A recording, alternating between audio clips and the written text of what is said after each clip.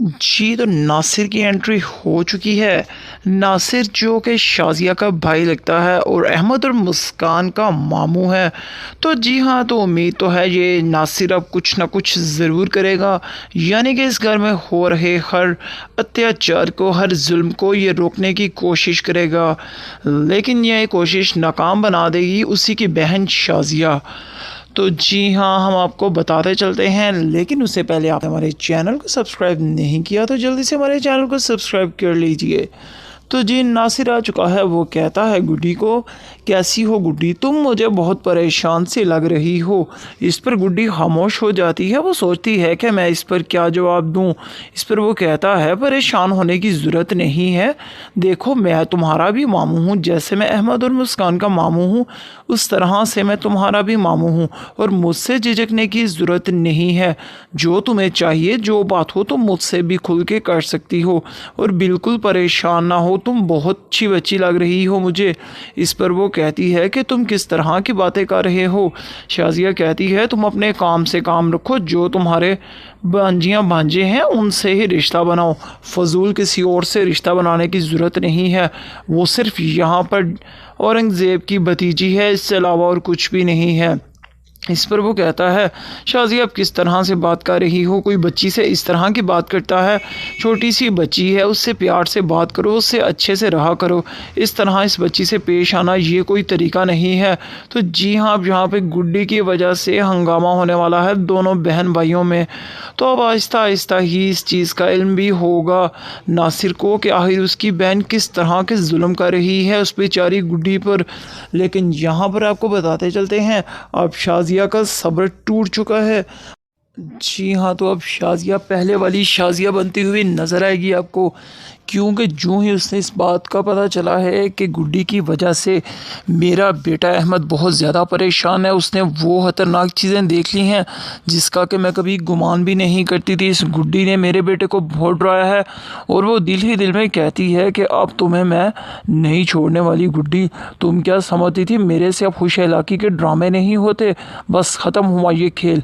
अब मैं तुम्हें बताऊंगी फिर से तुम्हारी वही चची बनकर जिससे तुम कभी बहुत डरती थी ना। बड़ी तुमने अय्याशियाँ कर ली, बड़ी तुमने मेरे पैसे उड़ा लिए।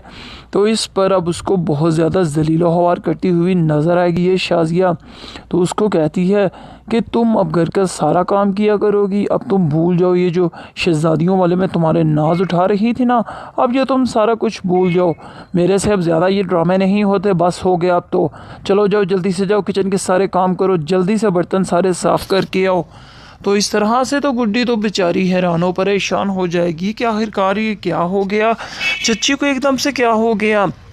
उसके दिल में बेचारी के ख्याल अब ज़रूर आएगा कि उसकी खाला को, जो कि उसको पानी का गिलास तक नहीं पीने देती थी, बात बात पे वो अपनी मेड को बुलाती थी कि गुड्डी का ये काम करो, गुड्डी को ये नहीं परेशानी होनी चाहिए। यहाँ तक कि उसकी खाला रोज़ उसके कमरे में रात को दूध का गिलास खुद देने जाती थी। अब याद आएगा उस गुड्डी को, गुड्डी ने भी तो यहाँ पर गलती की थी ना। गुड्डी को ऐसा करना ही नहीं चाहिए था। उसको समझना चाहिए था कि उसकी खाला उससे कितना प्यार करती है। उसके चचा और चची का तो रूप उसके सामने ही था, लेकिन फिर भी इसने उनकी बात मानी, अपनी खाला की बातों को इग्नोर किया। अब यही बात तो इशरत को परेशान भी करती है। इशरत जो कि अब बिल्कुल ठीक रहने की कोशिश तो करती है, लेकिन परेशान ही रहती है। उसकी तबीयत बहुत ज़्यादा परेशान है, क्योंकि उसने गुड्डी की बातों को इस कदर गहराई से दिल पर लिया है कि उसकी तबीयत संभलने का तो नाम ही नहीं ले रही। लेकिन यहाँ उसको क्या पता उसकी गुड्डी बेचारी किस हाल में है। अब फिर से वो जुल्म सितम का निशाना बनने लगी। जी, तो नासिर की एंट्री हो चुकी है। नासिर जो कि शाज़िया का भाई लगता है और अहमद और मुस्कान का मामू है। तो जी हाँ, तो उम्मीद तो है ये नासिर अब कुछ ना कुछ ज़रूर करेगा, यानी कि इस घर में हो रहे हर अत्याचार को, हर जुल्म को ये रोकने की कोशिश करेगा। लेकिन यह कोशिश नाकाम बना देगी उसी की बहन शाज़िया।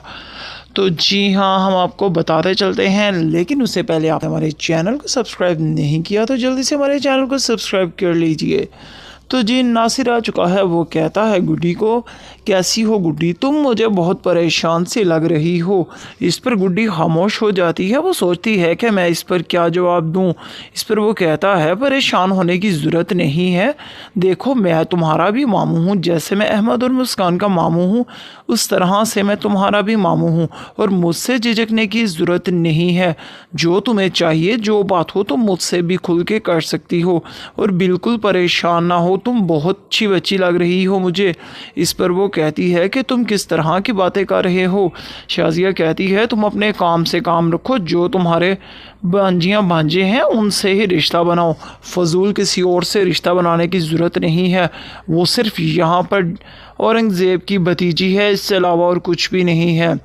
इस पर वो कहता है, शाजिया आप किस तरह से बात कर रही हो, कोई बच्ची से इस तरह की बात करता है। छोटी सी बच्ची है, उससे प्यार से बात करो, उससे अच्छे से रहा करो। इस तरह इस बच्ची से पेश आना ये कोई तरीका नहीं है। तो जी हाँ, अब यहाँ पे गुड्डी की वजह से हंगामा होने वाला है दोनों बहन भाइयों में। तो अब आहिस्ता आहिस्ता ही इस चीज़ का इल्म भी होगा नासिर को कि आखिर उसकी बहन किस तरह के जुल्म कर रही है उस बेचारी गुड्डी पर। लेकिन यहाँ पर आपको बताते चलते हैं, अब शाजिया का सब्र टूट चुका है।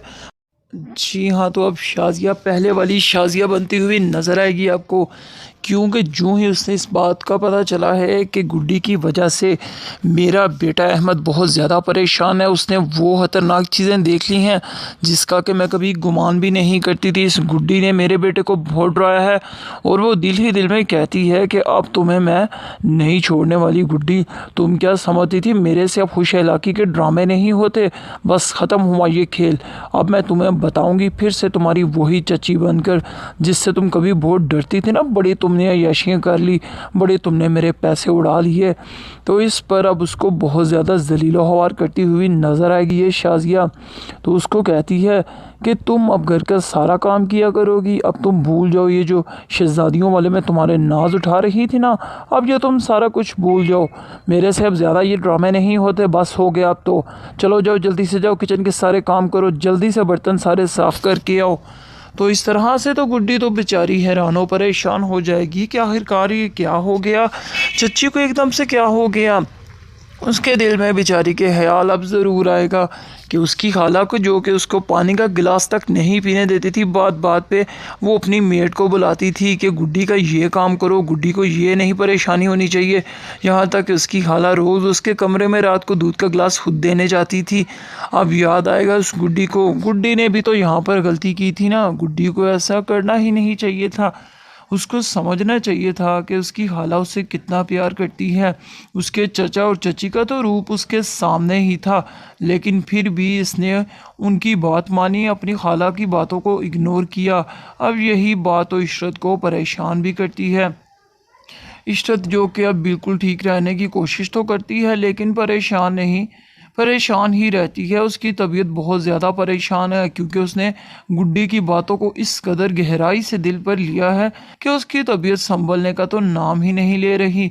लेकिन यहाँ उसको क्या पता उसकी गुड्डी बेचारी किस हाल में है। अब फिर से वो जुल्म और सितम का निशाना बनने लगी।